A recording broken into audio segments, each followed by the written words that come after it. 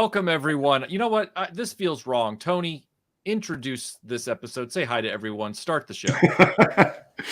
Hello, and welcome to the fourth episode of our new show, War Stories. So, you know, Mike, I'm really... That felt odd calling you Mike, because I never do normally. Either one is fine. I'm really proud of the work we did on those three Band of Brothers shows. It's going to be one of those things that in 10 years' time, it'll be one of those shows that I've done on YouTube that I still want to go back and rewatch. Yeah. But we enjoyed ourselves so much that we decided that this was going to be an ongoing series talking about war films or war media. And I'm very, very passionate about this film. This was Star Wars for my father's generation, an absolutely classic film. So today we're going to talk about Zulu. But I think you have a little bit of housekeeping to do, maybe? Yeah, real quick. As proud as I am of the Band of Brothers videos that we did, I face planted in the final inning of the last episode. And I, as you know, try to bring my A game to everything. And I thought I had brought my A game, but I hadn't. And so I just want to redeem that last clip before we get started talking about Zulu. So everyone, this is what I intended to show you. George Luz became a handyman in Providence, Rhode Island. As a testament to his character, 1,600 people attended his funeral in 1998. Carwood Lipton became a glass-making executive in charge of factories all over the world. He has a nice life in North Carolina. There is not a day that goes by that I do not think of the men I served with who never got to enjoy the world without war.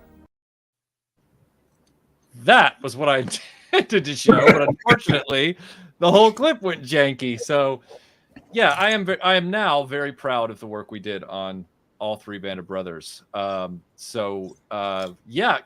how do we even begin talking about Zulu as a film? Because there are so many firsts in this movie, both from behind the camera, in front of the camera.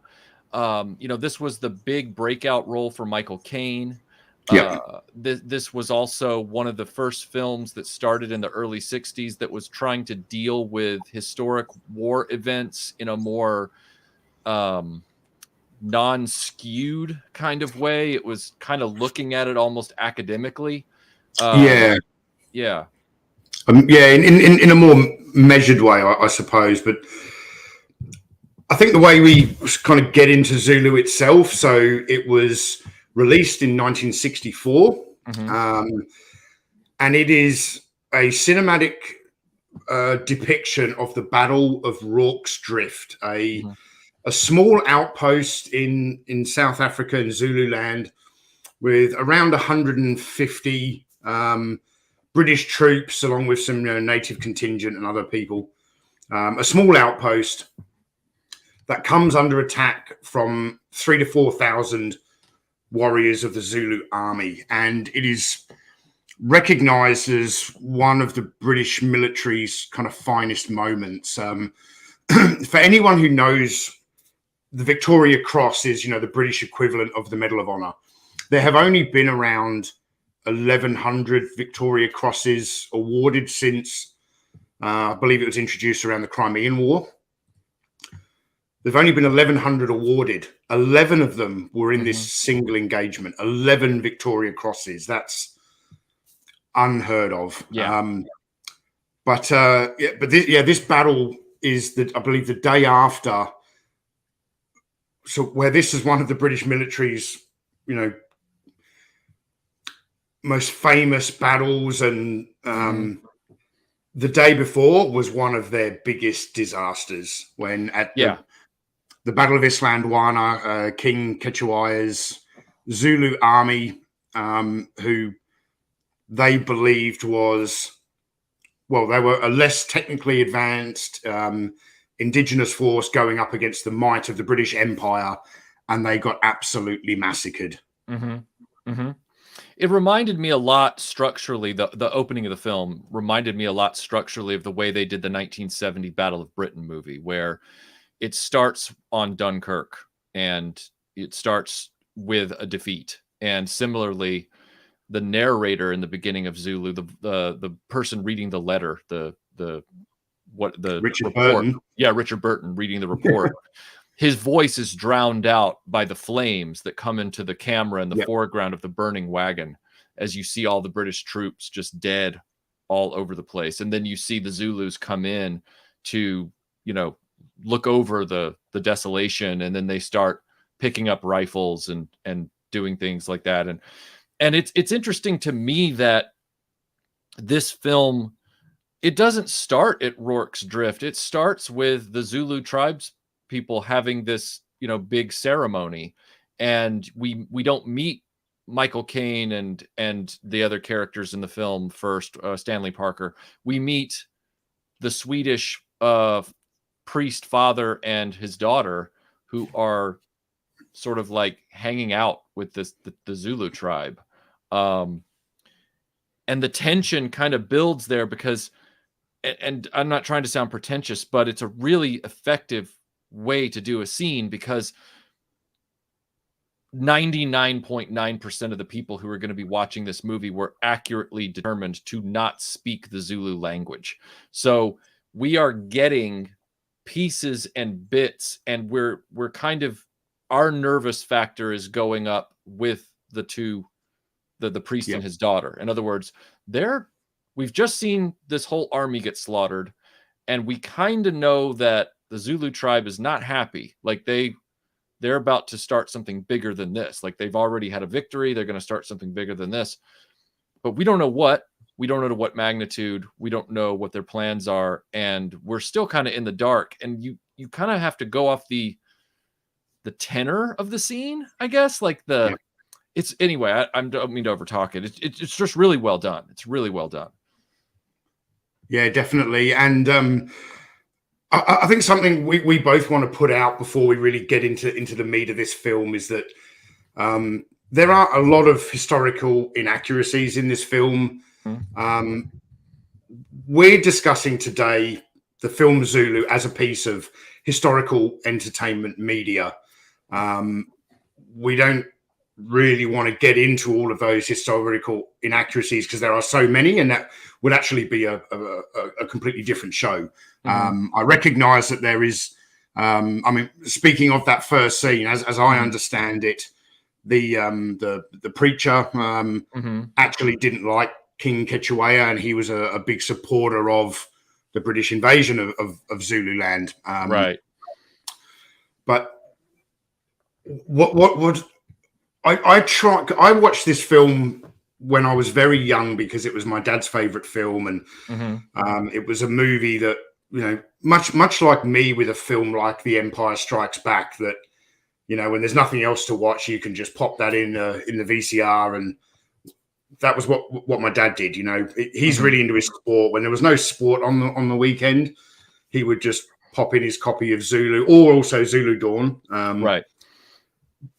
So I grew up with my father, kind of watching that film with him, and it stayed with me throughout my life. And what I found really interesting, I rewatched it twice this week because I don't think I've seen it in some time. And it was the first time I noticed that the battle does not begin. We're over an hour into the film when the battle begins.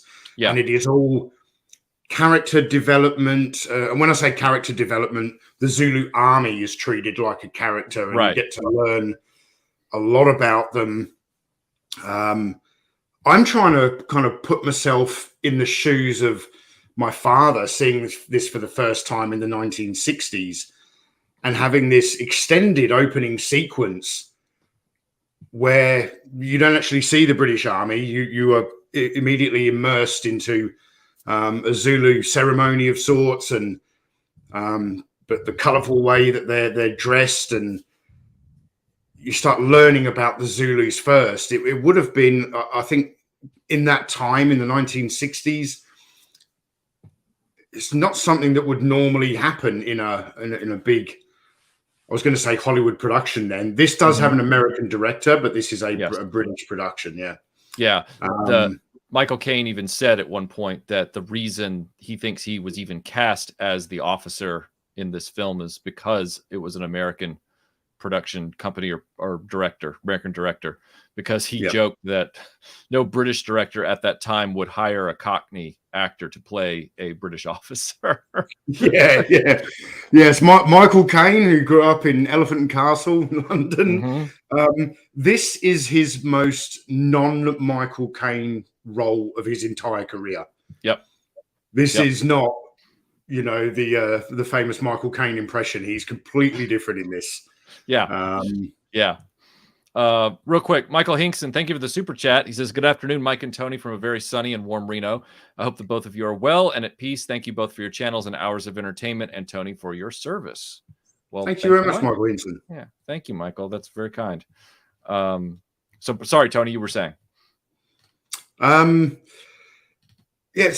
we have this extended sequence where we start to learn a lot about the Zulus, and it's a good few, I want to say sort of 10 to 15 minutes before the story then moves over to the outpost of Rorke's Drift. And we're introduced to a very upper class British officer out hunting wild game for the officers' dinner, contrasted alongside Stanley Baker as Lieutenant did I say? I'm sorry, I said Parker, didn't I? I meant Baker. Sorry about that, everyone. Stanley Baker. Sorry, I didn't even pick up on that. I did. I know him as the guy from the Guns of Navarone and a number of other films, but because he died so young, he doesn't carry through. And anyway, so sometimes it's hard to remember his name exactly. Apologies, everyone. Stanley Baker. Yes, we're not going to have another Belgium Holland incident. right.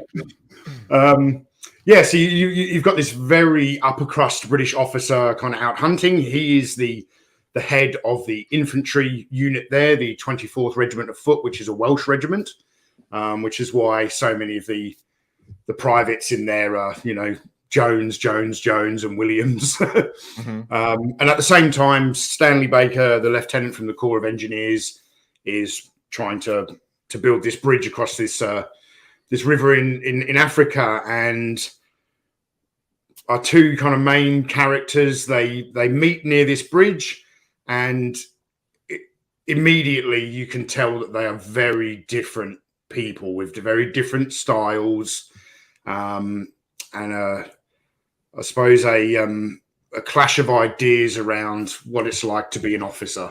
Yeah, he starts there's this polite, and that's one of the things I just want to bring up before I forget about the whole Zulu movie, is that while we've seen this trope in other films of one guy who's in charge but rather inexperienced, and the other guy who isn't necessarily the guy that's in command but has more experience and then steps up. Normally in movies, they way over index on that, and they play it to a degree where it goes beyond the realism of a military structure. Whereas here, not only do they keep it true to the military structure, but they also keep it true to how British soldiers are trained in this time period. And so, in other words, Michael Caine's character, while he comes from that, what do you call that? That family legacy of men that served in the military. My grandfather was in the military. My father was in the military. And, Stanley Baker knows that, and he kind of needles him about that a little bit. He kind of hints and insinuates, yeah, I know you come from, a legacy family or whatever. He says some crack about you probably got your commission when you were like still in diapers or something like that. But they never make that the tired cliche of the film. In other words, I was so refreshed the first time I saw this movie because Michael Caine's character, when he realizes that by the letter of the British Army regulation that Baker's character does have seniority in any situation, he doesn't fight him on it. He doesn't get up in his face or throw ego around. And I appreciated that a lot because it's like, oh yeah, these guys are trained. they take it on the chin. I did want to play. I have the clip where, and I didn't mean to get ahead of you. I apologize if I got ahead of you. I did want to play the clip where they talk about who has seniority real quick. What's the date of your commission? Now, don't tell me. I suppose you have seniority. 1872, May. 1872, February. Oh, well. I suppose there are such things as gifted amateurs.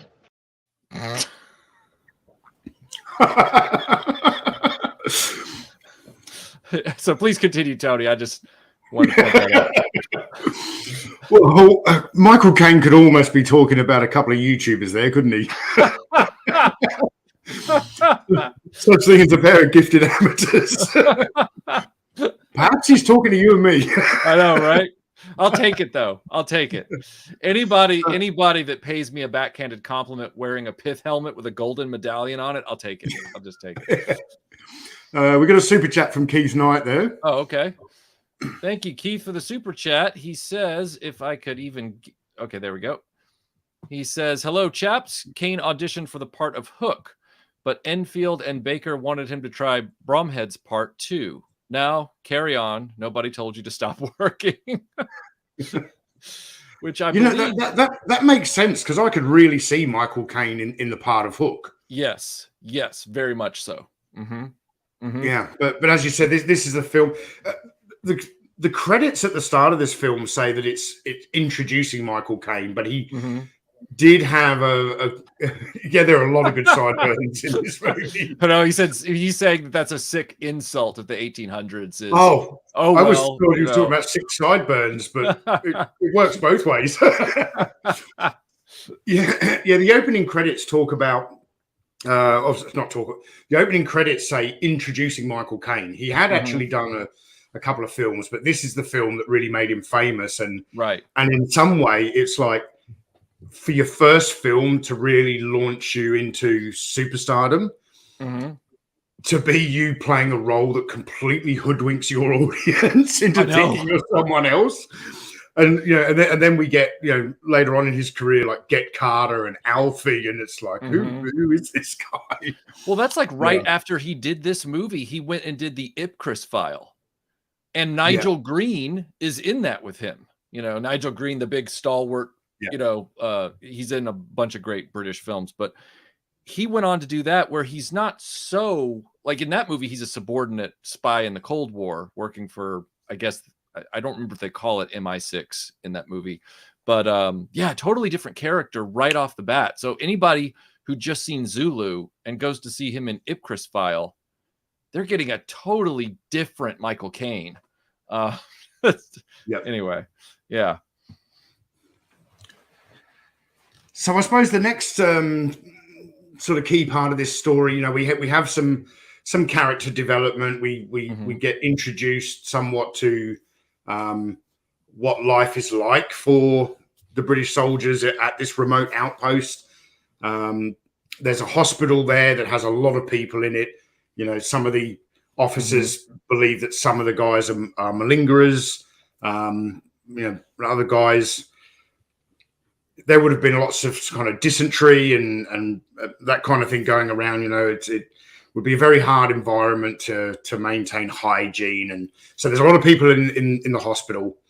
We get all of this kind of character development, and then everything changes. I believe it's when some kind of Boer cavalry come riding into the post and tell the officers that, we've just had this massive defeat at Islandwana, and now a large part of the Zulu army has broken off from the main force and they're headed your way. And then it's like, okay, gentlemen, it's time to, what we say in the British Army, stand to, which is basically prepare your defences, which is what they start doing. They start handing out weapons and ammunition even to the malingerers in hospital. Start fortifying their defences with sandbags and turning the carts over, and that's about the time when the Swedish father, priest, and daughter come racing up from escaping the tribe at the beginning of the movie. The tribe doesn't try to hurt them or anything, but they realize that that tribe is going to war, and so they get out of there fast on a horse and buggy. And they show up, and immediately the priest is trying to undermine everything that the commanding officers are trying to organize. In other words, the priest is saying violence is against the word of God, and we shouldn't do this, and we need to just get out of here and not hurt anybody. And that will play up a little later. But the conversation that I love, which is I've told you before, Tony, that I always love movies where the heroes are outnumbered, or scenes like The Two Towers is my favorite Lord of the Rings film. Battle of Britain captures my imagination. Like and in that respect, this little snippet from this conversation is where, for me, I go, oh, it's on. Like this is the conversation for me in the movie. What's our strength? Wounded and sick, 36. Fit for duty, 97. And about 40 native levies. There are 4,000 Zulus coming against you. You must abandon this mission. And they're like, no, our orders are to stay. So we're going to stay. And it's like, whoa, oh, it's such a good Well, the thing is, where were they going to go? Mm-hmm. Mm-hmm. I think there was a lot of that kind of going on. We have we're the British Army. We're officers. We have to defend this position. But where are we to go? Yeah. They didn't have a lot of horses and things there. And I did just misremember a bit of that. The cavalry guys who come, that's a little bit later. They first learn about the Zulus in that particular scene there from the preacher. And then I suppose it gets amped up a little bit more. There's a later scene when some cavalry arrive, which I believe in true history, the cavalry didn't turn up, tell them, hey, bad news is coming, and then leave. They turned up and they stayed and helped them fight. But yeah, when you look at how many people they had in the hospital, with probably only a couple of horses, I don't know where they were going to go to. But there's a wonderful scene in the hospital where we get I want to say, I keep getting confused if the guy is Dutch or Swiss. I think the Welsh guys talk to him as so he's in the hospital, he's on crutches, he's in a different uniform with an accent, and I believe he's Swiss. But one of the Welsh guardsmen is one of the Welsh soldiers.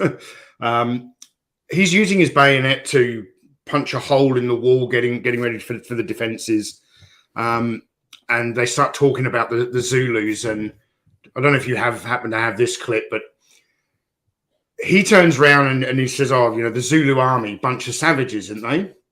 And the Swiss guy turns around and that's the thing I really like about this film. Whenever someone says something like that about the Zulus, there's always another character in the scene to turn around and go, well, no, did you know this about the Zulus? They can run 50 miles in a day and fight a battle at the end of it.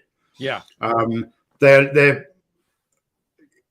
I believe it's one of the things that has made this film so enduring is that the Zulus are actually never depicted as an evil enemy. Right. They're depicted as a brave and also intelligent army. You have that whole scene where they explain about the horns of the buffalo and their attack strategy, which kind of works really well in the open, not so great against a fortified position. But yeah, there's all this build-up where we learn more and more and more about the Zulus in that opening hour from characters who are there. Right. To the point where when the eventual battle comes, it's 150 men against 4,000. And this isn't 4,000 savages. This is a disciplined, well-trained and incredibly brave army. Yeah. You'd be petrified if you were one of the guys at Rorke's Drift sitting behind a sandbag. You'd be petrified. Right.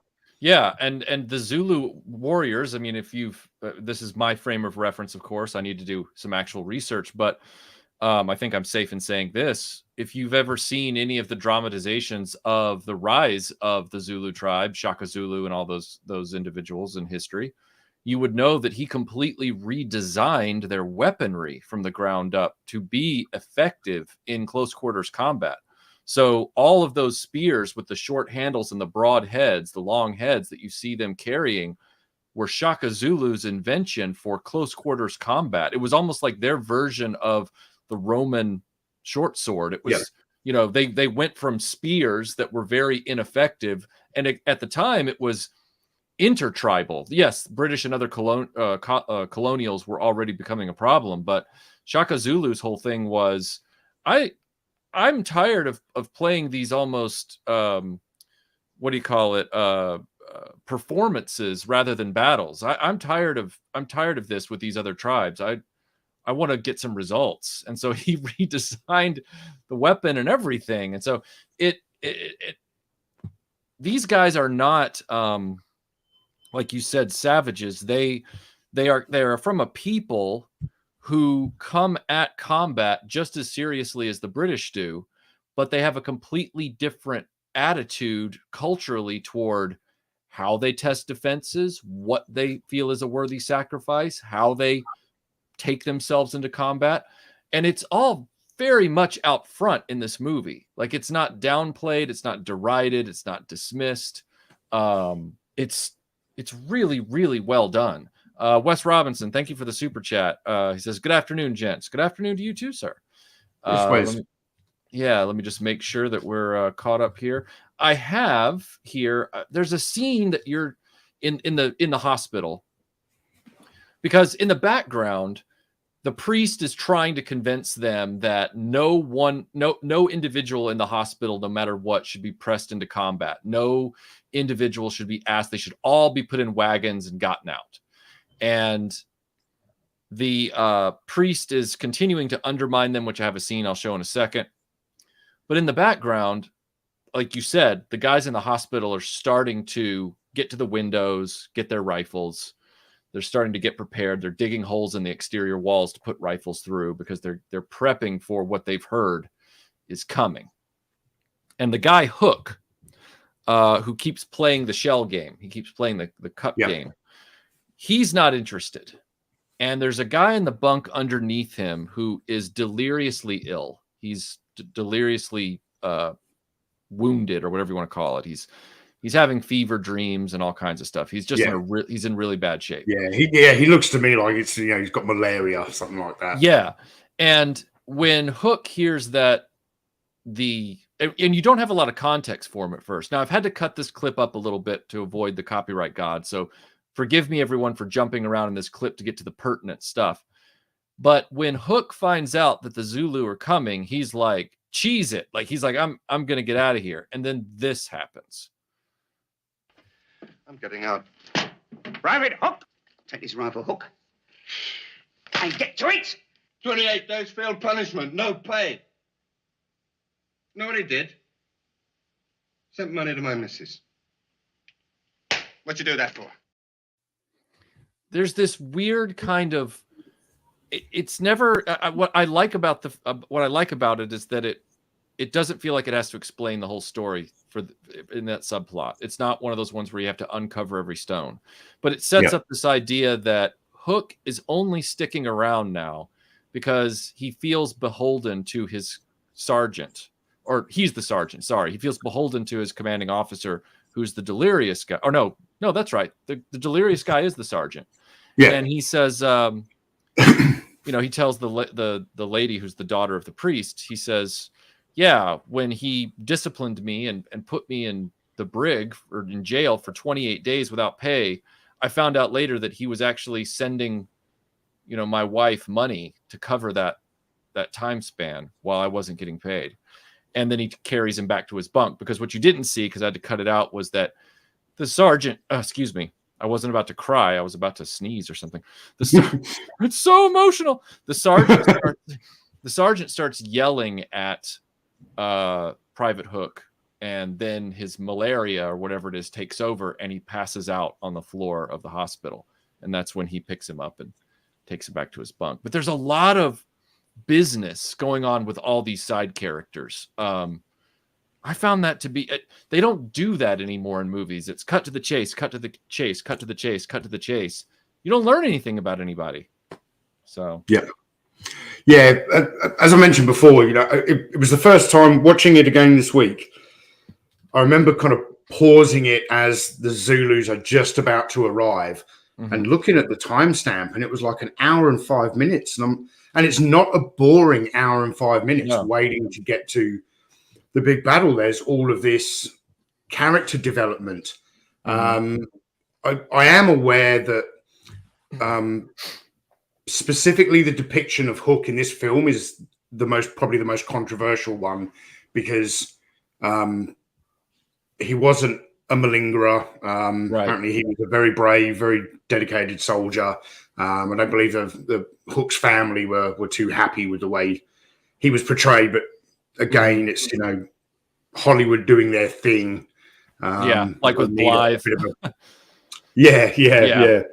But I think we have to talk about Colour Sergeant Bourne. Okay. The very, you know, the Colour Sergeant, should be the senior enlisted man. I believe the real Colour Sergeant Bourne at Rorke's Drift was like 24 or something. Wow. Yeah, not. But he is the no-nonsense guy that everyone listens to. You know, the Colour Sergeant. He's the one man that you don't cross. He is also somewhat of being the senior enlisted man. He is kind of the way it works in the British military. He is somewhat of a mentor to the officers, because okay, they may be officers, but they may have only been in the army for a couple of years. Normally, a Colour Sergeant has got several years of service behind him. I love the portrayal in this film of Colour Sergeant Bourne. I love the way he deals with the preacher once he decides he's Oh, I have that clip. I've got it. So just to catch us up to that point, guys, all of you listening, right after Hook has his little spat with his sergeant in the hospital, the priest kind of accelerates his rebellion against the army's dedication to keeping Rorke's Drift secured. And the priest decides that he's going to set panic into all of the native allies who are working at Rorke's Drift with them and get them to bounce. And he's very effective at it, as you will see right here. Stay not to kill and be killed. Go, I say.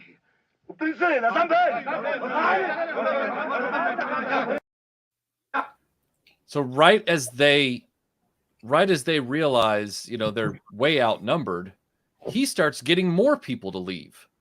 And they're like, look, this dog won't hunt. And so they tip over all the wagons as a response to that, to create barriers and barricades. And then he freaks out. And that's when the sergeant and everybody throw him into the storage room. Really, it's like and at that point, they're really getting ready for the Zulus to arrive, because they know something's coming. And the sergeant, I should say the priest, finds a literal hole in the wall to try and talk the closest soldier standing next to the building also out of fighting. And this is what happens. And I've edited this a little bit for YouTube. Hear me, boy. Will you be Cain and kill your brother? Mr. Witt says... Never mind him, boy. Now, you cut along back to the ramparts with your mates. Yes, sir. Mr. Witt, sir. Be quiet now, will you? There's a good gentleman. Love it. I talks to him like a bad dog.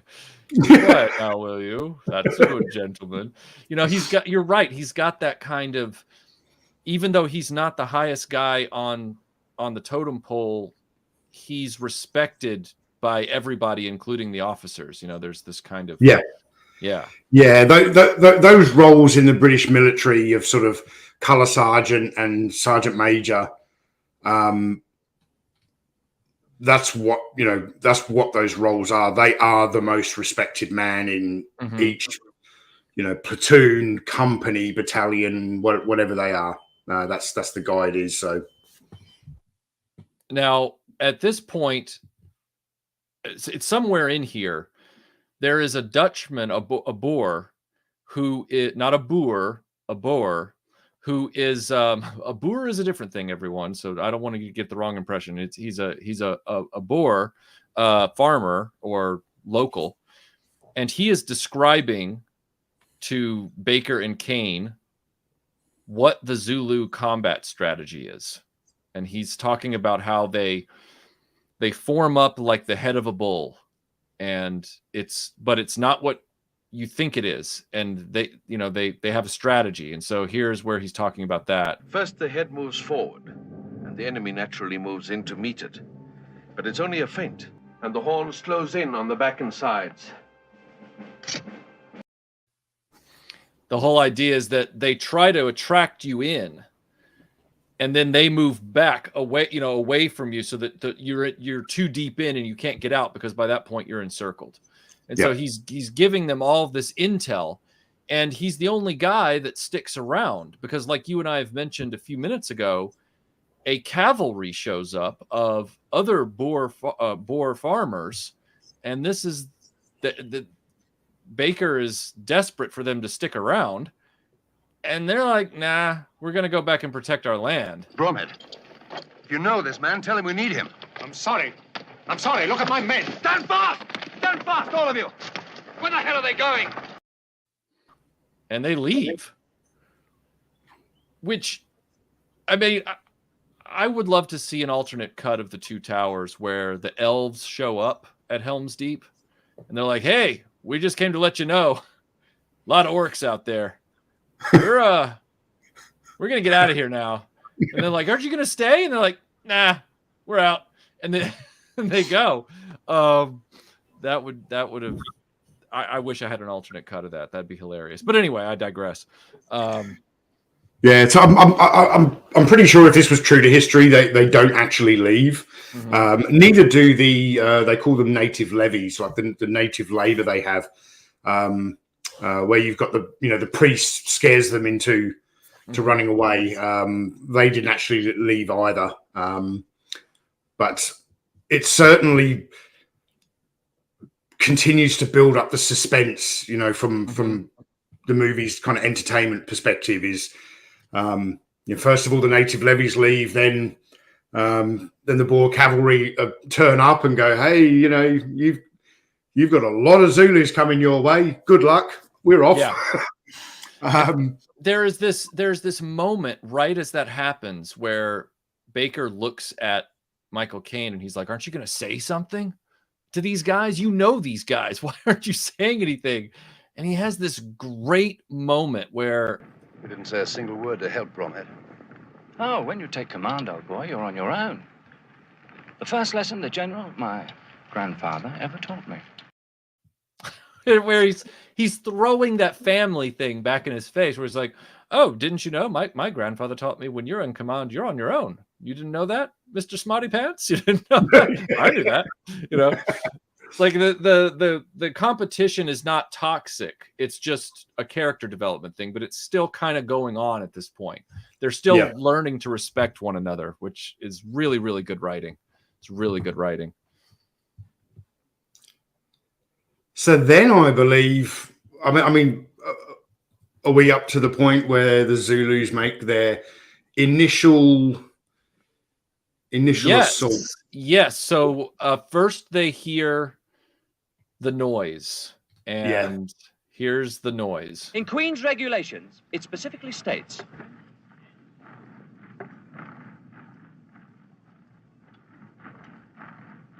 like a train in the distance.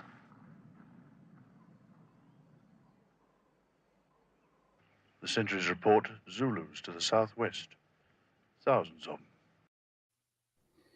Which is like, I mean, they they really know in this movie how to build that tension and just be like, you can hear them over the hills. You can hear them surrounding. You can see how much inspiration Peter Jackson must have taken from this for the Helm's Deep sequence. You know, the intimidating kind of thing. And then there is another moment here that I grabbed where I don't know if it's, I don't want to screw this up. I don't know if it's first wave. Is that right? You say something and I'll find it. You go ahead. Interesting little bit of trivia is that even though this movie was made all the way back in 1964, some of the greatest parts of this film is the sound design and sound editing.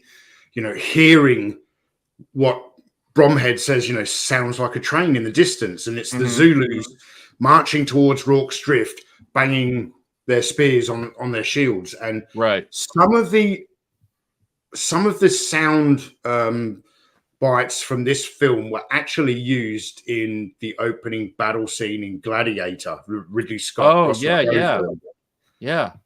Because it was that good back then, and like we'll just steal some sound bites from that film rather than create all new ones, you know. Oh yeah. So Keith Knight, thank you for the super chat. He says the Natal Light Horse and the levies all fled. A mounted corporal was shot and killed as they fled.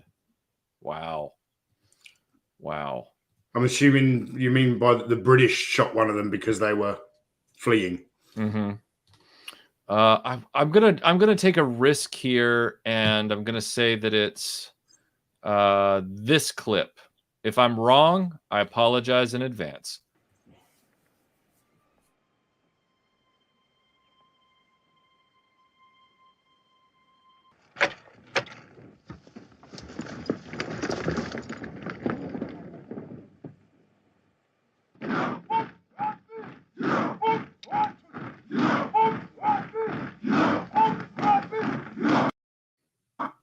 That's the one. I got it right. Yeah. All right.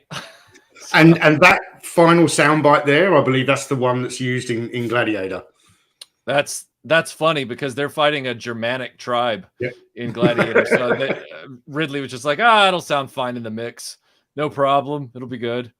Now at this point, they know that, there's thousands of Zulus. They're here. This wasn't an exaggeration. It wasn't a joke. And now they are making their first attempt. And what this is where Zulu, like you said, elevates itself above war films prior to it, where it's not just a spectacle for the audience watching it. This is trying to document how this kind of played out. I know that there are some inaccuracies in it, but it wasn't trying to play fast and loose. You know, it was saying, okay, this is the way it went. And this moment where they're fighting this first wave that we just saw in that last clip come forward, and the British start to realize something screwy here. I love these, and I had to cut this up, but I love these little bits. They're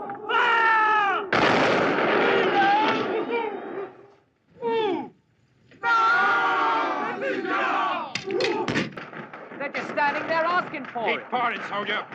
Mark your targets before you fire. Why don't they fight? They're counting your guns. What?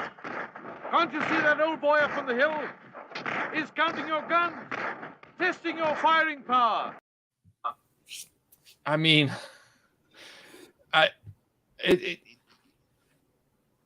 when you find out, you know, again, it's a clash of cultures. This has happened throughout history, and you find out, I would have never tested defenses like that in a million years. I wouldn't have ever sacrificed men to see what they had. And it's like, but they're not you. Like, they have their own way of fighting. They have their own way of doing things. You gotta do a paradigm shift real quick in your head. You know, you got to realize that you're not fighting you. You're fighting someone who's totally not like you in the way they combat the enemy. Fascinating stuff. And it's also one of, you know, the many moments in the film where you learn a little bit more about, you know, what the Zulus are like, and that right there, where you've got the Boer telling the officers, you know, the old guy up on the hill, he's counting your guns. that's that depiction of like we are up against a formidable foe here.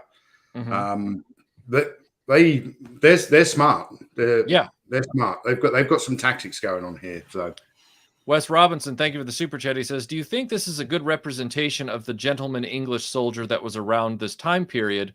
Plus, my wife in the other room keeps asking who is the loud Aussie talking. Well, he's British, not Aussie, but he does have a hybrid accent, as do I, apparently, in another mix. But anyway, Tony, if you'd like to tackle that question.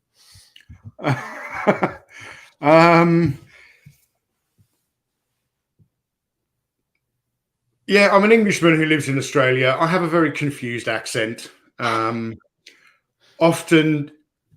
the last time I went back to England, people weren't sure if I was Canadian or South African. What the hell? Wow. But yeah, do I think this is a good representation of the gentleman English soldier that was around this time period? I think so. Certainly, like the depiction of Colour Sergeant Bourne. Colour sergeants are still somewhat like that today. He might not have called him a gentleman. He might have used a more colourful word, but just his stature and no nonsense attitude. Yeah, colour sergeants and sergeant majors are still like that today. Yeah. Somebody's asking the question, why did the Zulus test the British firepower knowing such a little regiment and Zulus sacrifice warriors on the first wave?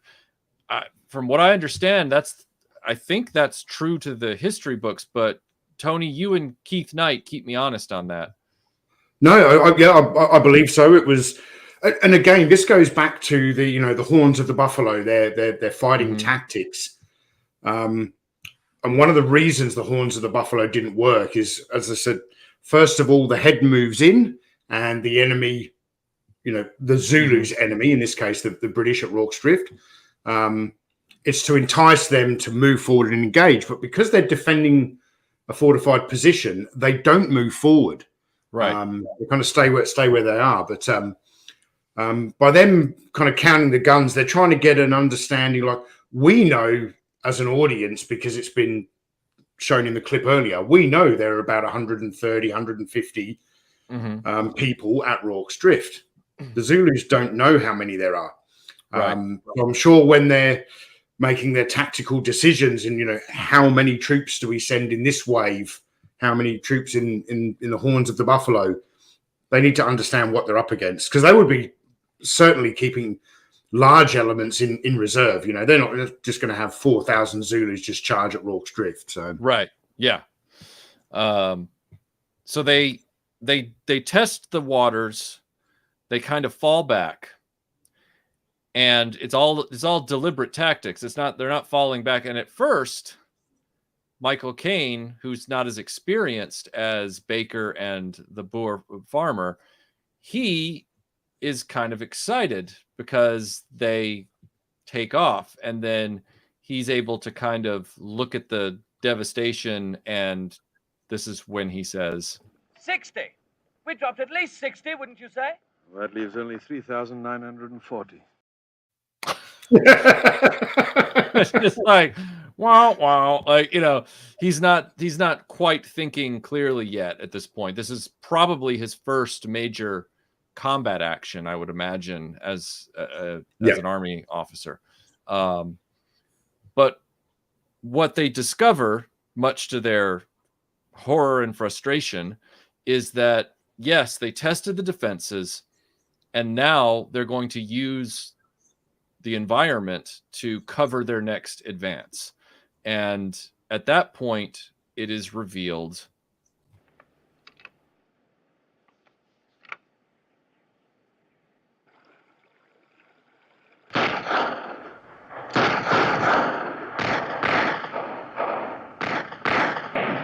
blazes, where the deuce did they get those? I'd say off the bodies of your regiment at San Luana. Well, that's a bit of filth. Our own damn rifles. So now they have bolt action guns. Ho, ho, ho. Like they've got weapons that are your weapons. They've got Martini rifles. And they've been sneaking through the little natural riverbeds and culverts and everything using their shields as camouflage because the shields look like the natural landscape at a distance. And they start to shoot from the top. And then, Tony, this reminds me a lot. And I know both of these incidents are historically real, but this does remind me in ways of The Outpost, where you've got the guys around the top firing down into a fixed position. And again, I know I've probably watched that more recently than you have because you sent it to me and then I watched it. But am I off base there? No, absolutely not. The movie The Outpost with Clint Eastwood's son is a depiction of the true battle. I think it was in the Korangal Valley in Afghanistan. So in the 2000s, the Americans decided to set up a patrol base in the bottom of a valley, which is something that you don't do. You're normally on the top of the high ground. That's how you defend a position. And they come under attack multiple times from the Taliban, who are basically just shooting fish in a barrel. Right. And it is. There are a lot of parallels there. Now, now that the Zulus have, they've got all the Martini Henry rifles from the dead soldiers at Islandwana, they're really up against something here. And again, they're using more more tactics. A very formidable enemy. I don't know how many times I'm going to say that. A very formidable enemy. I do want to address this. Yes, it is a lever action. You're correct, Nathan. Although, if we're going to get technical about the movie and not the historical event, because they couldn't find enough Martini rifles for every single extra, they had to gather up the ones they could find and always have them in the foreground. But in the background, they were actually bolt-action Enfields. And you'll notice that the officers carry Webley Mark VI revolvers, which I don't have a problem with at all because they still have that very much Victorian firearm look to them. But that's because those revolvers from back in the day, back in 1879 or whatever it was, you especially in 1964, I'm sure you could just run off a few on a metal 3D printer now to make some inert props. But back then, they didn't have that luxury. And so they used Webleys instead of the original revolvers that they would have had, Webley Mark VIs. So again, this movie is doing what it has to do to recreate this event the best way it can. Brian Dillingham, thank you for the super chat. He says, void where prohibited. Don't ban him this time. I won't. I don't know how that happened last time. Okay, so they're shooting down from the hills. Guys are getting hit. Some guys are being taken to hospital. They realize, okay, we're now up against a force that's not only trained, cunning, and experienced, but now they have our tech.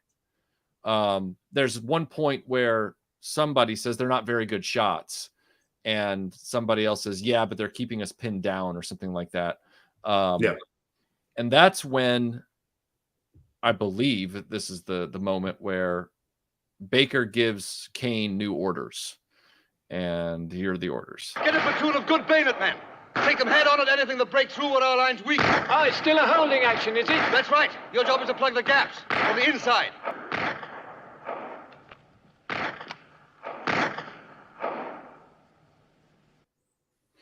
So now he tried to ask Baker if he could get some men together and go up into the hills and flush those guys out. And Baker's like, no, that's what they want you to do. Like, don't do that.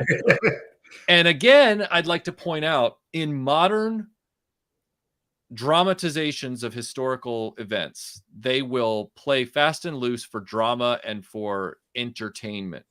And I guarantee you, if there was some modern Hollywood Zulu movie done today, they would have him leave against the orders of Baker, go up there, and everybody but like him and another dude get wiped out. And then he would come back and he'd be all, what do you call it? He'd learn the hard lesson. But that's not what military guys do. They follow orders. So here we are. Superior film, 1964. So at this point, with them keeping the troops at Rorke's Drift pinned down, that's when they take advantage of that distraction and they attempt a second attack, if I recall. Is that right? Okay. Yeah. And at this point, I believe, isn't this the engagement where Baker's character gets wounded? I believe so, yep. Okay. If I'm talking too much, you just tell me to be quiet, Tony. It's absolutely not.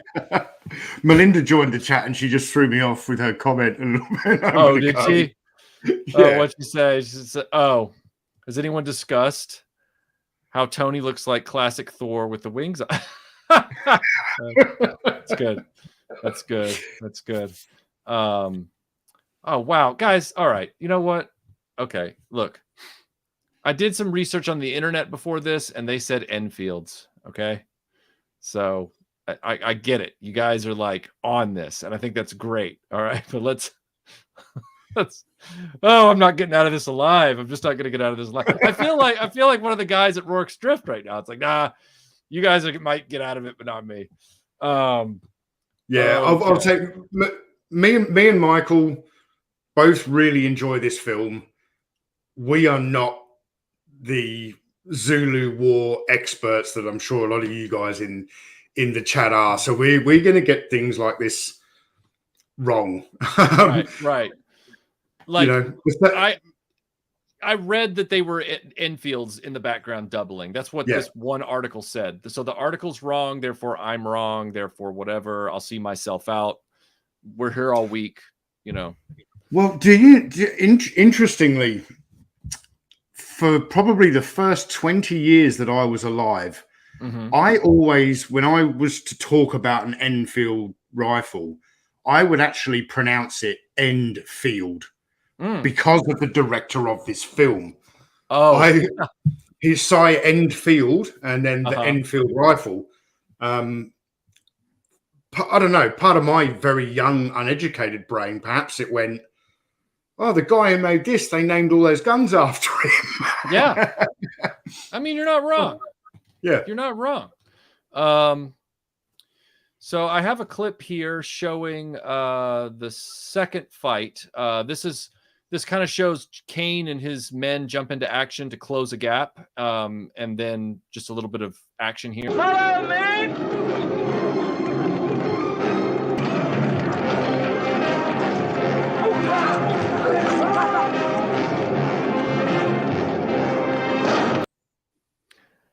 And, taking a Webley point blank to the face, I can't imagine that soldier was having a good day after that. No. That's a big round.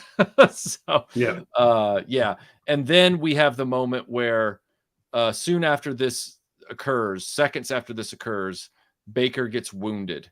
And we have what I think is one of the best moments in the film, actually.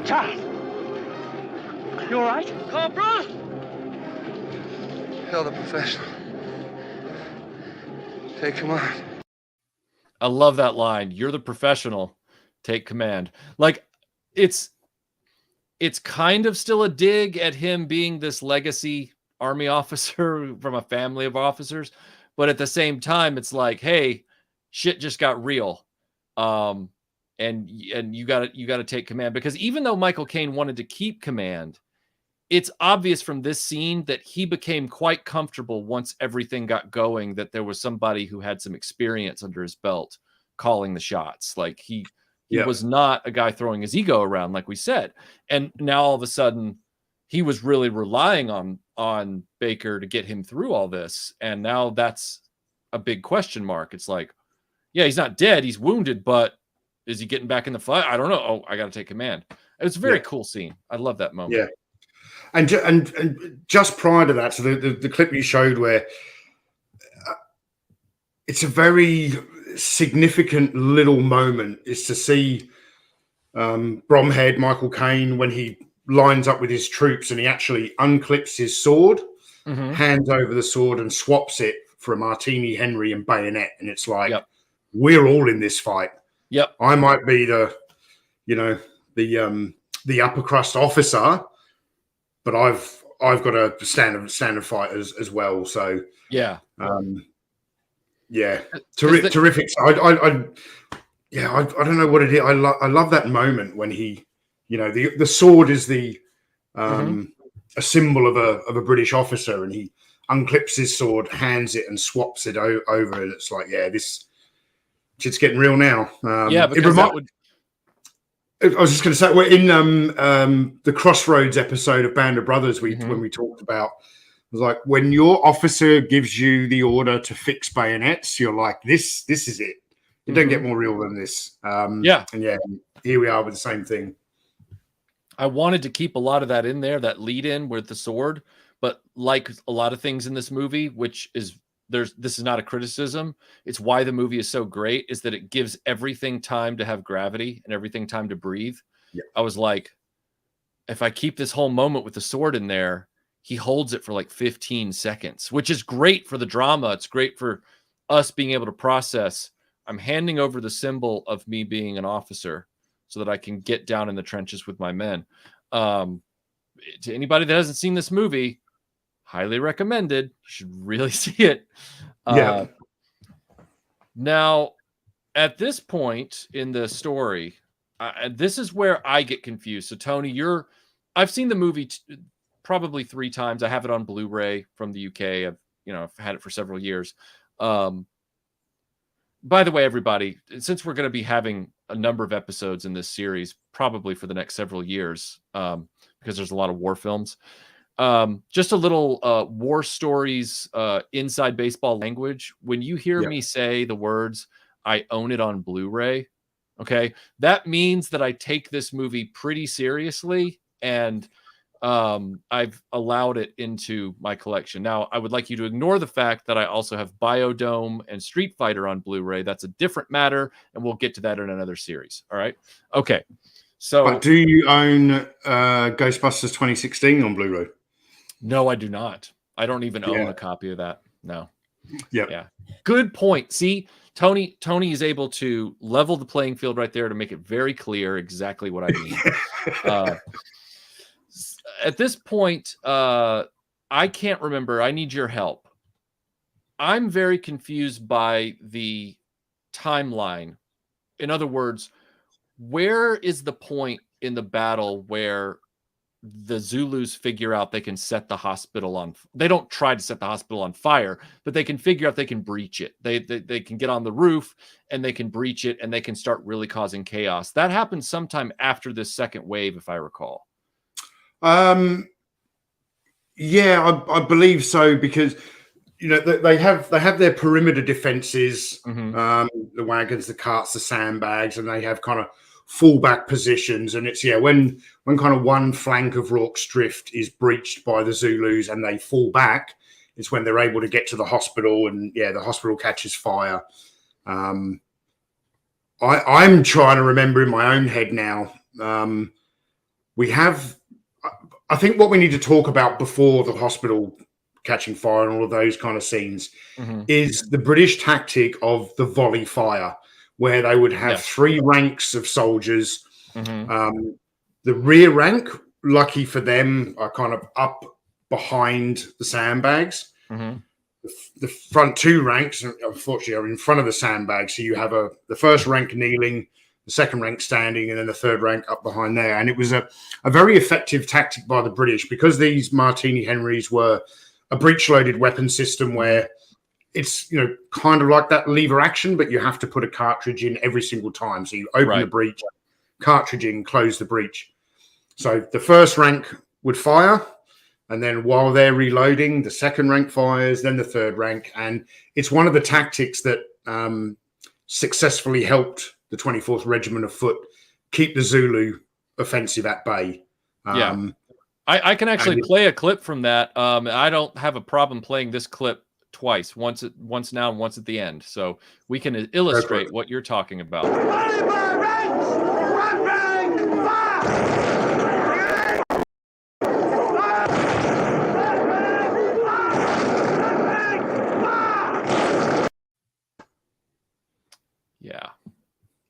That's a deadly tactic at that time period with those weapons. Yeah, and I like that little clip so much that it actually made its way into the intro for our War Stories show. That's right. a brief shot of it, yeah.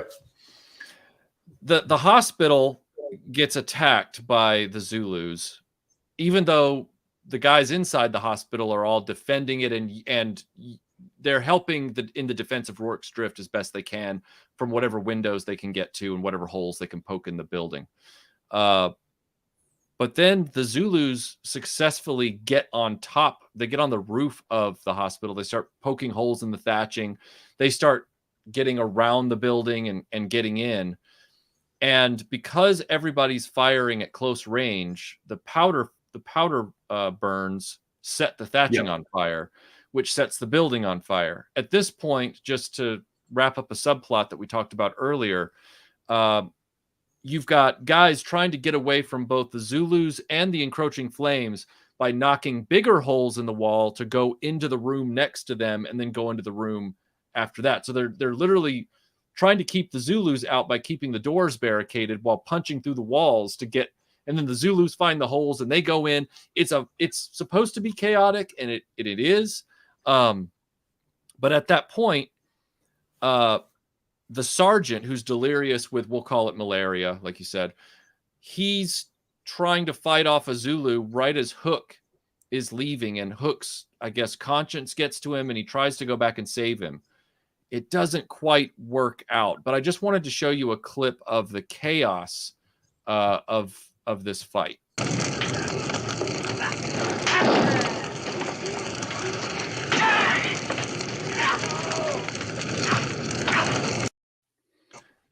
I know it's only a little bit, but that's just a piece, guys, of this whole interior fight. And you got guys coming through holes and they're going, no, don't bayonet me, I'm British. And then the next guy comes through the hole and he's Zulu, and it's you have to see it. You have to see it. Yeah, it's expertly done, and it's that point in a battle when there isn't a front line anymore. It's from all around. You know, you're being overrun, and it's terrifying.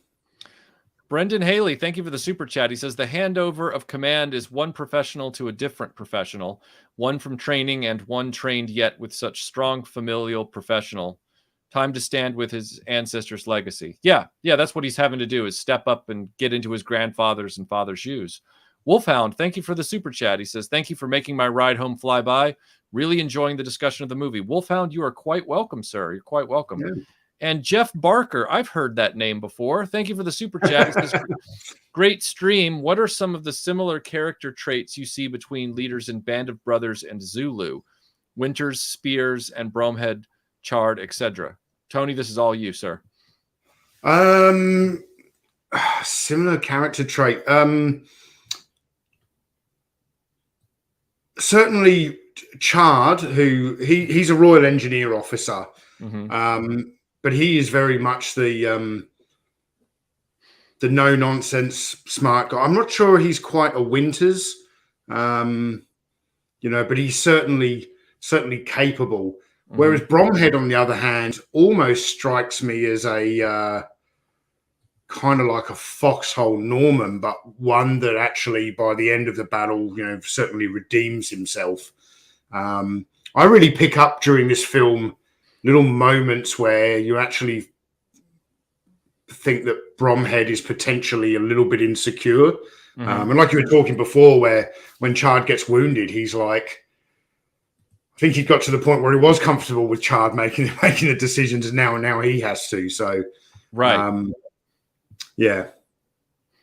I would think in that situation, and again, I don't have the personality of Michael Caine's character of Bromhead, so I'm not trying to say it's a one-to-one comparison, but I was always that kid that didn't have to be told drugs were bad for you to, I wasn't that kid who had to try them for myself, so like if somebody's telling me, we need to line up sandbags here and do it this way because I've been in combat before, I'm not gonna question him. I'm probably gonna think this is our best chance of survival, and I'd really like to survive. So yeah. We're gonna try it his way for a while. See what happens. I'm going to be a team player here. I'm not going to just go rogue, you know. The interesting thing, and I don't want to jump too far ahead, but it's kind of always, it's only just implied that Chard has more experience. It's never actually mentioned that he's been in a battle before, and there's a wonderful moment at the end where it's revealed that neither of them had been. Oh, is that what I've always misinterpreted that then? I don't want to jump too far ahead. Yeah, we're here now. I'm going to have to. And again, it's another thing that I really like about the film. But I remember my dad telling me that it was quite unusual in the 1960s to see a war film where at the end, when it's all over, there's no kind of glorifying and the soldiers aren't cheering or anything like that. And Michael Caine has this wonderful moment where he's like, no, I feel ashamed. And he turns to Chard and says, was that how it felt for you the first time? And he said, do you think I could stand the sight of this butcher's yard or whatever he said? Do you think I could stand the sight of this more than once? And that's him right at the end of the film going, this was my first time. Oh, see, okay. I feel stupid now. So don't, because I watched this film probably 50 times before all that ever clicked in my head. I thought he was saying that he had already gone through it once and never wanted to go through it again. And that's why he joined the engineers in the hopes that he never would have to. But now I see what it's really saying, which is like, so, wow. Okay. We're all learning together, everybody. That's the beautiful thing about this show is that we all learn together. It's what makes this film very much. Yes, it's a cinematic, entertaining spectacle, but at its heart, at the end, it's an anti-war film, and yeah, the fact that the Zulus aren't depicted as evil, the same as it could be very easy to depict the British Empire as being somewhat evil and cruel. These are just characters in a situation, right? Who are, the Zulus want it's their country. They want to drive the British out. The British want to survive. Yeah. And yeah, it's a wonderful moment at the end where, like, the movie obviously worked in tricking the audience, because you do believe all the way through that it's just implied that Chard has got this experience, which he actually doesn't have. It's not revealed right until the very end. So that's crazy. And to your point about the broader historical landscape of this, we could get into discussions all day, which is not what our show is about. But just while we broach the topic, we could get into discussions all day about, the morality of imperialism or whatever in history. And I don't think anybody here is going to agree that, imperialism was a good idea. Like, nobody's saying that. In this particular context, though, we're talking about a movie that's about a battle. It's not a movie that's about those things. It's about this event here and now in this moment, and what these individuals in history did and the choices they made on either side of this, period. And just to cement that point, in 2018, the chief of the Zulu tribe, who at the time was in his 90s, I'm sure there's a new chief now. If I hope he's still alive, and if he's not, I'm sure there's a new chief. He came forward. He was playing his grandfather in this movie when he was young. He was in this film, and he said that this movie stands the test of time because of the way the production was handled, because of the way that the two crews got along, the African side of the crew and the British side of the crew. There was absolutely no animosity whatsoever. They all had immense respect for one another. And he even related the fact that his grandfather had said the British respected, meaning like in the way that warriors respect one another. Yep. The British had great respect and discernment for the Zulu soldier, and the Zulu soldier in turn had great respect for the British soldier. And so just to let you guys know, in 2018, the chief of the Zulu tribe who was in this movie was saying that this movie holds up because of its, I don't want to use the word sophistication because that's not the word he used, but that's what he meant, was this film handled the story in a sophisticated and not a ham-fisted kind of way. It didn't perpetuate stereotypes. So absolutely, yeah, it was very measured, very fair. Certainly, like a film like this would not be made today because, right, you know, it's the new millennium and everyone is sensitive and offended by everything. Yeah. I offend people just by making YouTube videos about Star Wars. I offended someone last night making a video about Wheeljack from Transformers. Yeah. So I mean, everybody's on pins and needles. Yeah. Yes, but certainly, it's because of the even-handed depiction of both sides of the conflict, and as you said, it's just about the people who are in this battle, and that goes back to what I've said before about when people have asked me what's the best war film ever made, and I was like, there are no great war films. There are great battle films. Right. The only good war anything is Band of Brothers because it's 10 hours long. Right. There's a huge difference between, you can, in a 2-hour runtime, you can depict the events of a battle. You can't sum up an war. Yeah. So 100% agree. 100% agree. Well, we get to the final battle at this point. They try to stay up the night watching the perimeter. There's this nice touching moment where Michael Caine realizes that Chard has let them sleep a little bit. He hasn't insisted they wake up. You know, even the sergeant admits that he kind of fell asleep there as the sun's rising. He's like, "Oh, I have to admit, sir, I fell asleep for a little bit," you know, because everybody's just run ragged. They don't have any water left. They're tired. They're, you know, and they've been holding this line.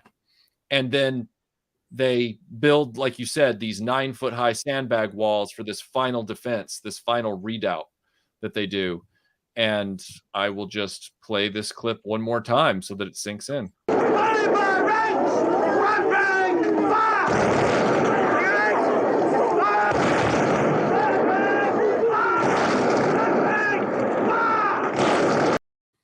It's, in other words, at this point, their back is to the wall. Their resources have almost run out. And that's one of the things I wanted to bring up before I forget.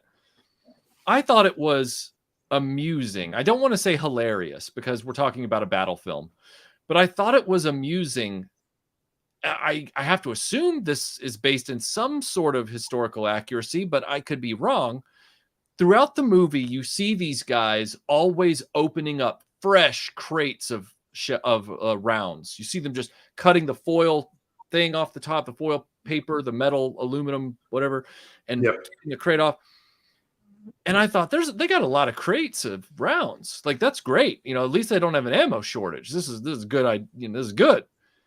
But then later, I realized how they're dispersing the ammo and distributing it. And they're just two guys carrying a crate. And then they're just kind of handing dudes handfuls of ammo who are already engaged in combat. They're like, "Hey, put some of these in your pocket. Hey, put some of these in your pocket. And I'm going, can't you just set like a crate maybe down between the feet of like 2 or 3 guys and then set another crate?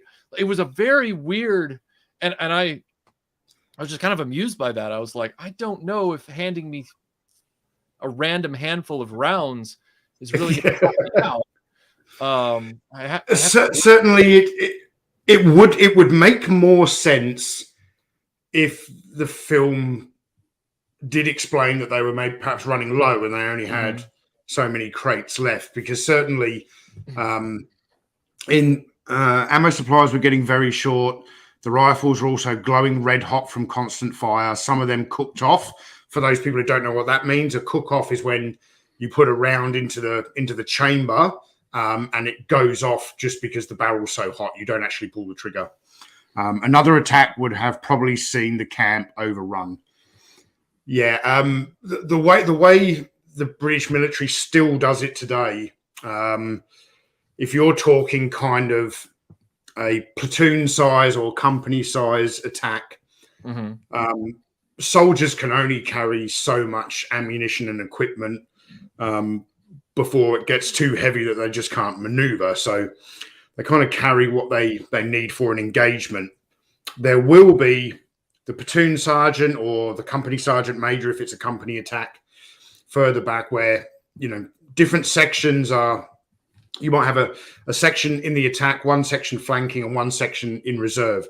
The sergeant is responsible for casualty evacuation, taking care of captured POWs, but also the distribution of ammunition. So if one flank is getting particularly hard hit, they will be redispersing ammunition, and often it is the sergeant and one other guy who will just fill a very, very heavy backpack and will take the ammunition to them. So it would have worked better had the movie have explained the lack of ammunition, I believe. But I also remember my dad telling me, because my dad has, I've told the story many times that I got into toy collecting because my dad collected die-cast metal soldiers. He collects a lot of Zulu stuff. It's his favorite film. Right. He has a library with, I want to say, close to 80 books about the Zulu War.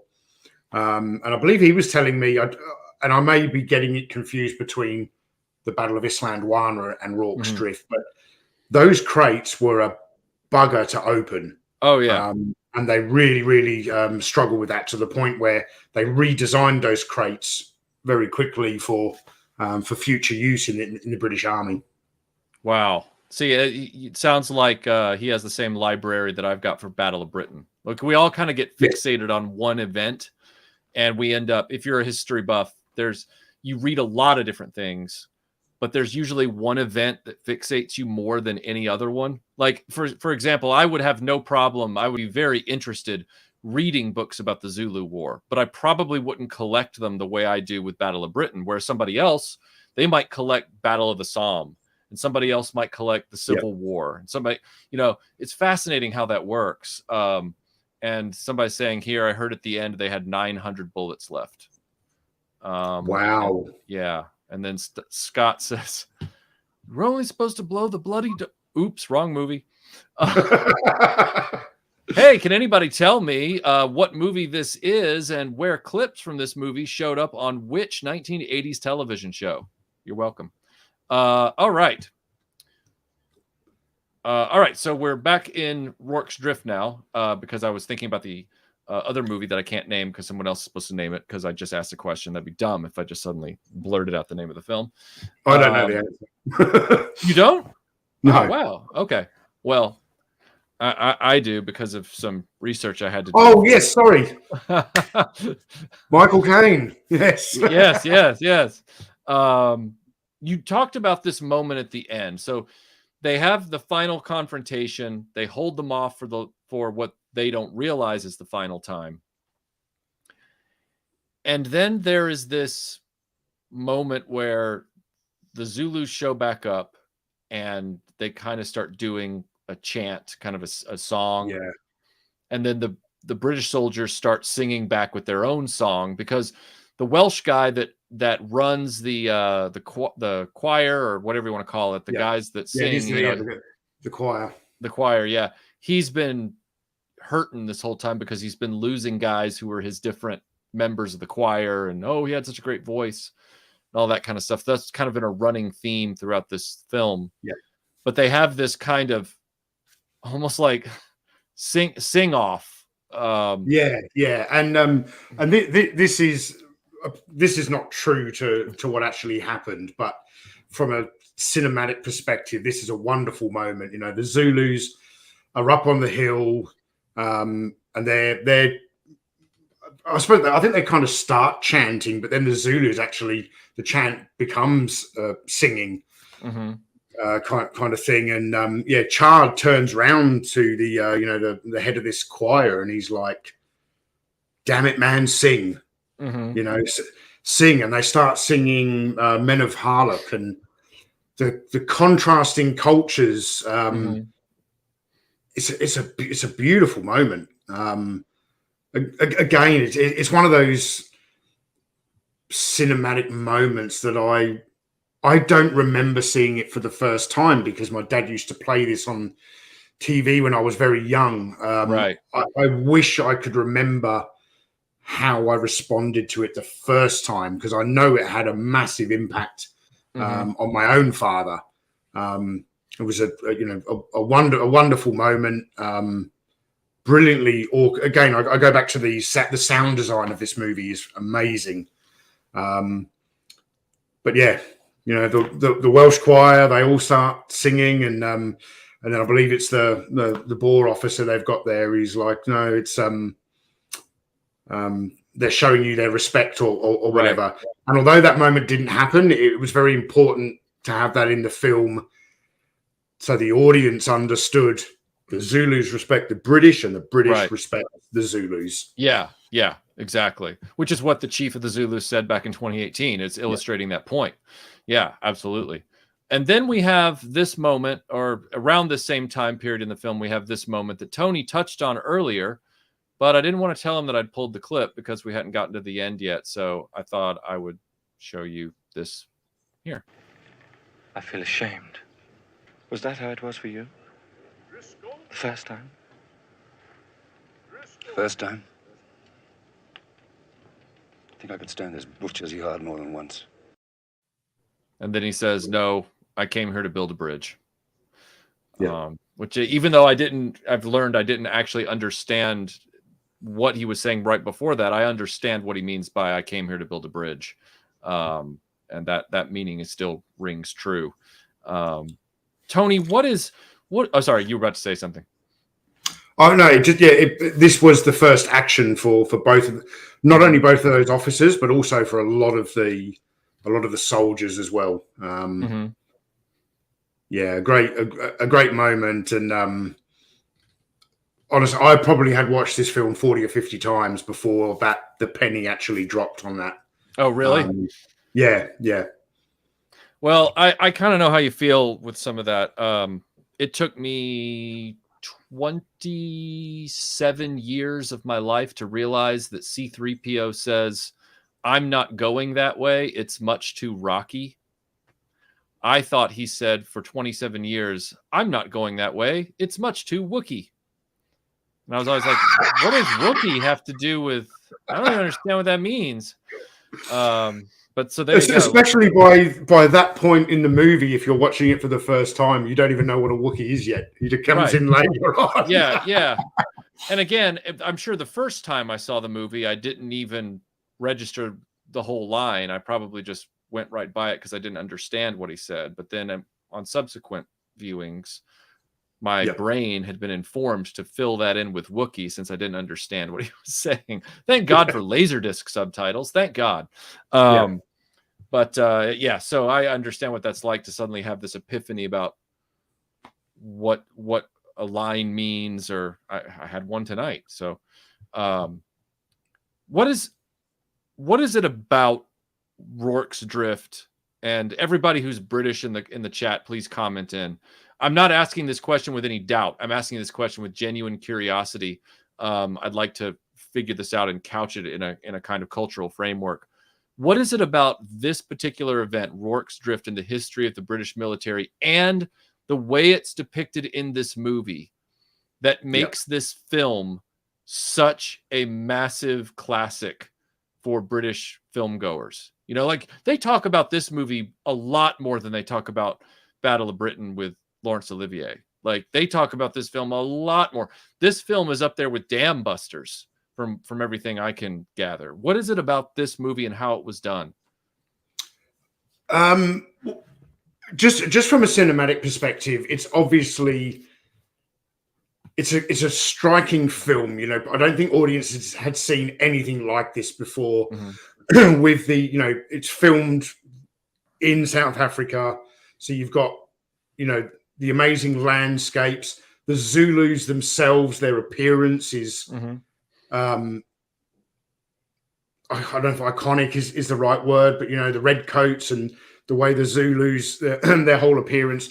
So for British audiences, it's a feast for the eyes with, you know, Technicolor being relatively new, you know, this full color film, but the battle itself, it's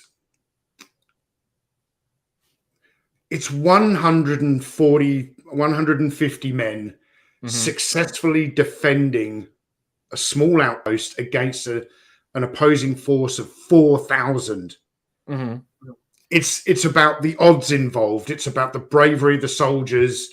You know, 11 Victoria Crosses, and I believe at the time, a lot of Victoria Crosses that are awarded today are posthumous. Right. Back in 1879, there was no procedure for awarding a posthumous Victoria Cross. Right. I've read in places that had they been able to award posthumous Victoria Crosses, they may have handed out closer to 14 or 15. Wow. Because of some guys who died, you know, doing the acts of bravery that they committed. So, right. But really, when it comes to this film, it's that. I mean, you said it earlier. When it's, you know, the small band of soldiers up against all odds, that kind of thing really appeals to you. I think it's very broad. It appeals to a lot of people. Yeah. It is, you know, the odds are totally stacked against them. But with this film, the odds are stacked against them. And we also learned that it's not an army of 4,000 incompetent soldiers they're up against, because that would take a lot away from it. It's like we're up against 4,000 Zulus, and these guys are incredible warriors. It just takes it to that kind of whole other level. And then we have, you know, the terrific performances in the film. Do you know in the character of Bromhead, Michael Caine, do you know what his first name was in real life? I don't. Gonville. I wonder why that name isn't around anymore. God, so his name was Gonville Bromhead? Yeah. Oof. Although the novelty of that being what it is, I would love to get some looks if that was my name when I walked into a 2022 social situation. I am morbidly curious how that would go down, truly. Yeah, I think I'm a big fan of the movie Fight Club, and early on in that film, when Edward Norton, you know, he's an insomniac and he goes to all these different support groups, you know, survivors of testicular cancer and all this stuff. And every time you see him go in there and he's got the name tag on, he writes weird stuff on there like Cornelius from Planet of the Apes. I've always wanted to go to something like that, or one of those events where they make you put a name tag on and write Gonville on there and see how people react. I might do it the next time I have to go to like a company training course that's external to the company. I'll go in and Gonville. Let's see. I wanted to highlight some of these comments. George Aiken says it's the rousing soundtrack and the daring do of the British Empire.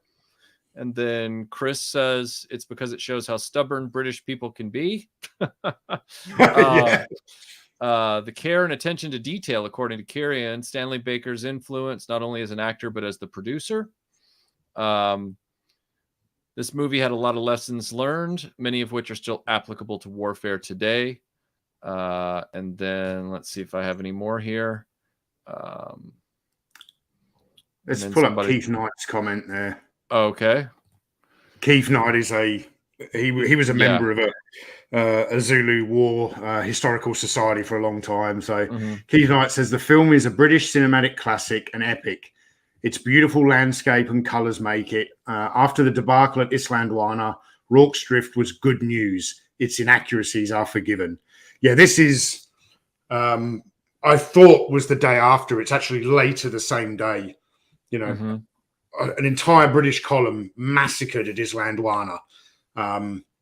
You know, they had artillery pieces, they had cavalry, but 4,000 troops went up against like 20,000 Zulus, and shields and spears defeated them. So for the British back at home, one of the most devastating losses in the history of the British Army, followed up by one of the most courageous defenses ever. Yeah. The good news story I suppose they needed. Keith also says Gonville Brumhead, I guess is how it's pronounced, Brumhead, was born in France, died in India, was almost totally deaf at Rorke's Drift, and why his company were left there. His company was left there because he was deaf?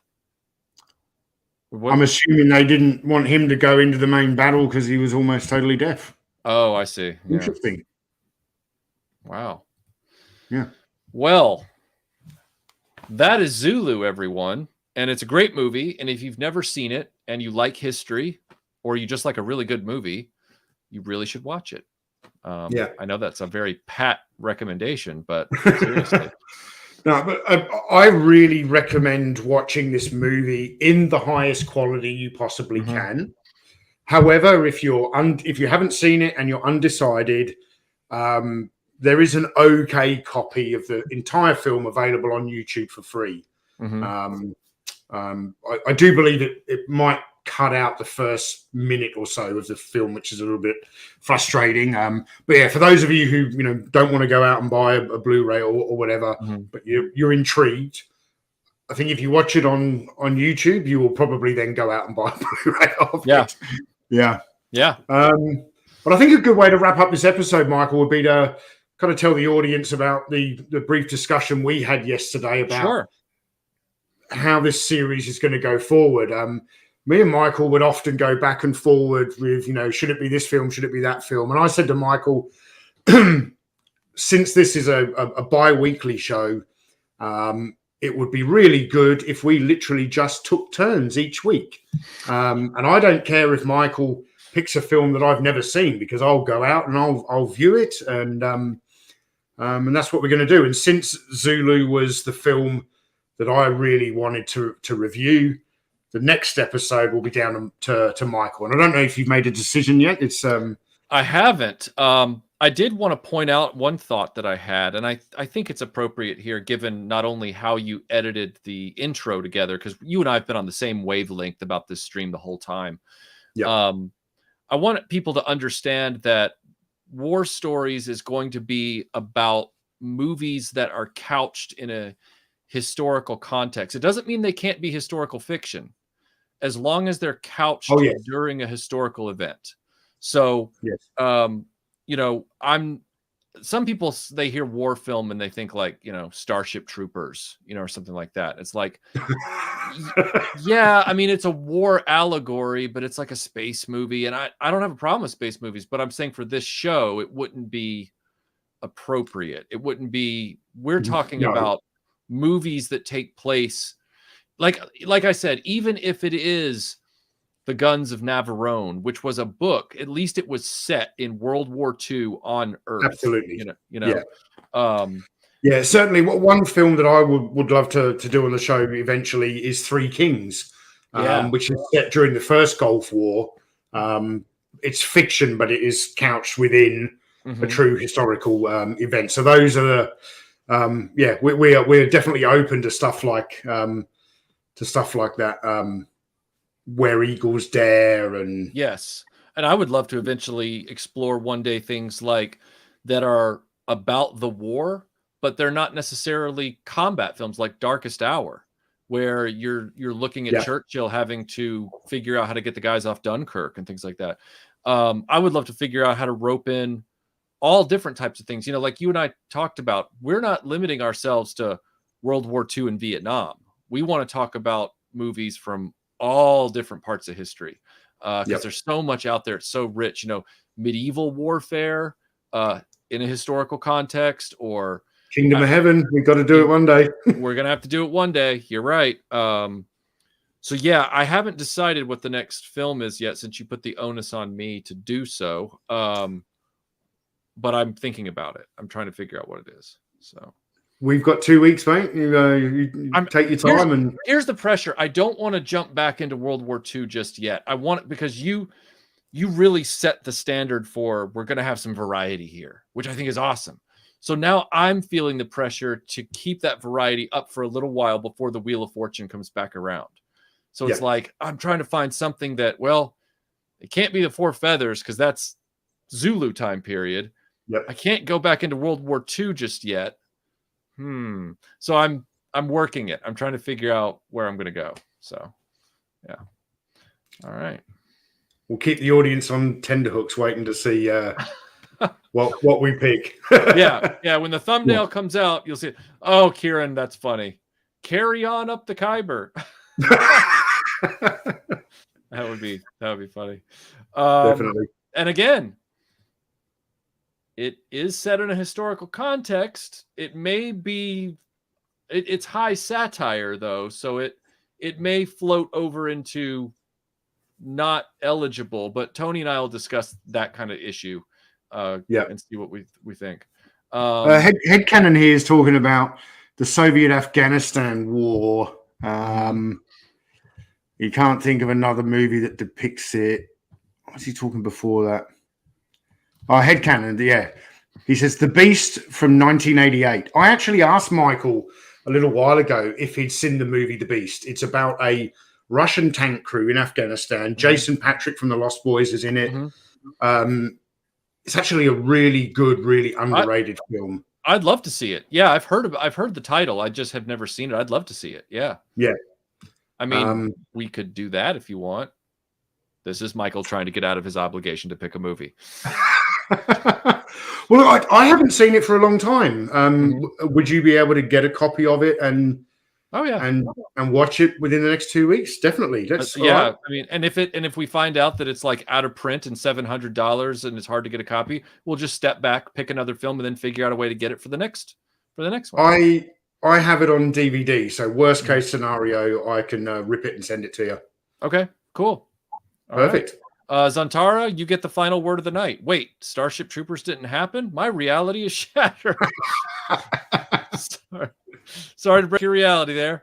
And with that, everyone, thank you so much for joining us. Yes, Toon Logic, Geronimo, an American legend, would count, as that is a historical figure. All right, everyone, we will see you on the next War Stories. And in between, Tony and I are both putting out videos over the next 2 weeks on our respective channels, so watch for those. And everybody have a safe and relaxing evening or morning, depending on where you are. We'll talk to you soon. Bye, everyone.